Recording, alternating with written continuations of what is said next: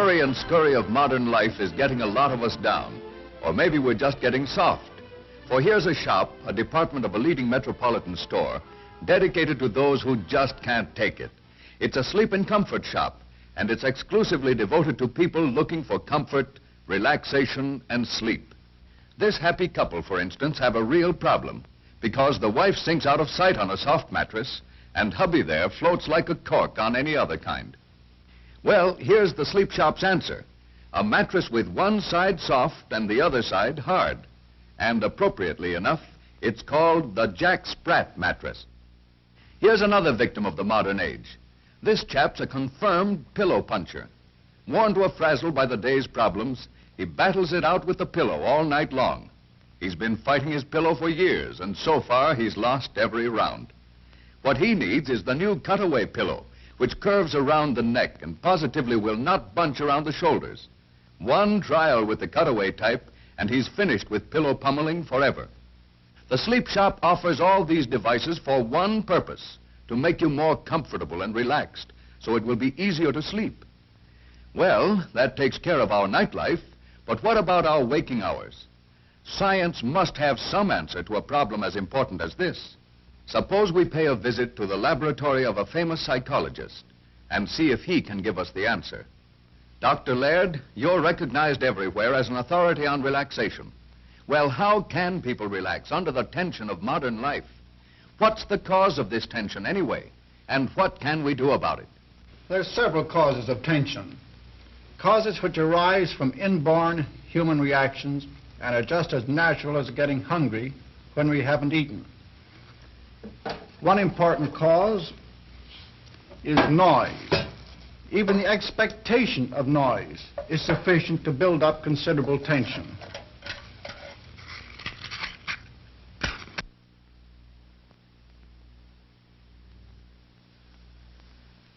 No matter what you try to do, your muscles start to tighten. And if you try to relax, the very attempt results in tension-building effort.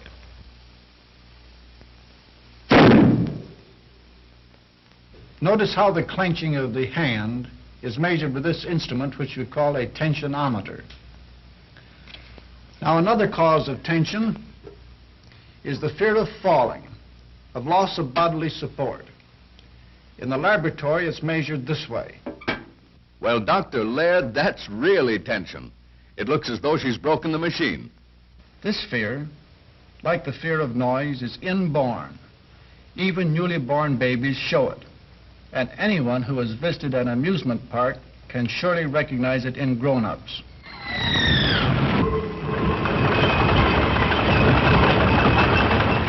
A third and very important cause of tension is the fear brought about by limitation of movement, by loss of physical freedom. Watch this demonstration. The moment your arms are prevented from moving, an inborn fear reaction causes your muscles to tense. This reaction is brought forth by any situation which hinders free movement. I get it. That's what happens to us in a crowd. That's right. Whenever something holds you so you can't move freely, this fear develops and causes tension. Well, that's clear enough. But Dr. Laird, can people do anything to avoid tension? Yes. The way to get rid of tension is to do just the opposite of all the things that cause it. Get room to stretch out, room to move in, to relax. Let yourself go.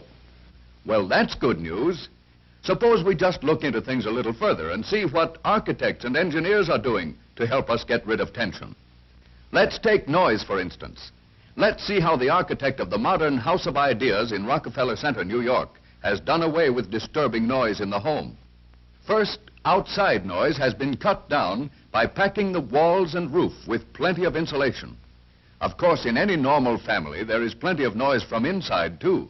So sound-deadening materials are used in some inside rooms as well. For instance, in the kitchen, to soften the clatter of pots and pans. And in this boy's room. Of course, we can't spend all our time at home. Most of us find relaxation going places. But we can find quiet while traveling, too. For the car of today is soundproofed all around in much the same way as the house of today. But how about the second cause of tension Dr. Laird mentioned, the fear of falling? The first place we think of is the stairs, for falls on stairs account for a big percentage of home accidents. That's why in this house, the height of the steps has been scientifically determined, and that's why they are safely carpeted to make footing firmer.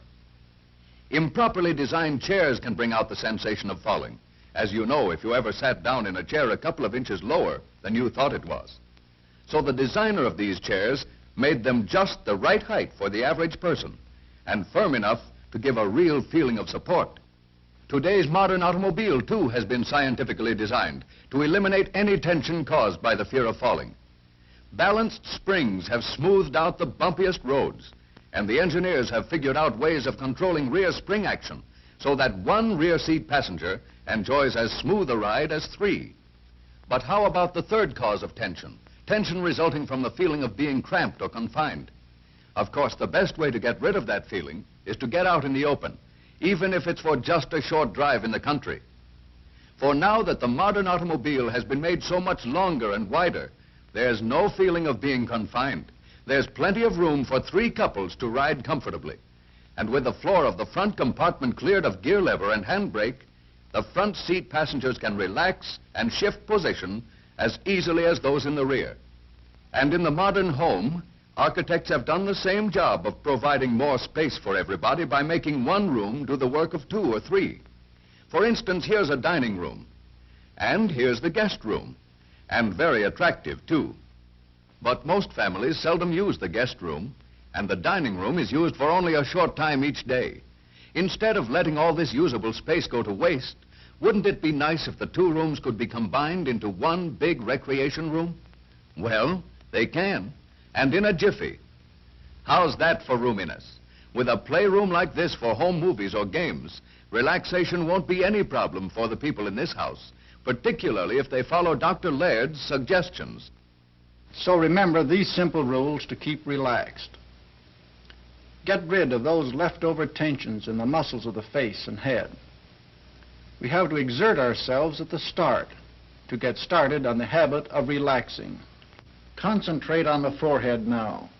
We can feel the tension there. Now exert yourself to relax it. More. Still more. Look far away. Keep relaxing. Stay away from noisy places. And value the ability to make your mind a blank. Do these things to untense, and we will approach each day with a better outlook, poised, relaxed. That's the way to let yourself go and have a better time going.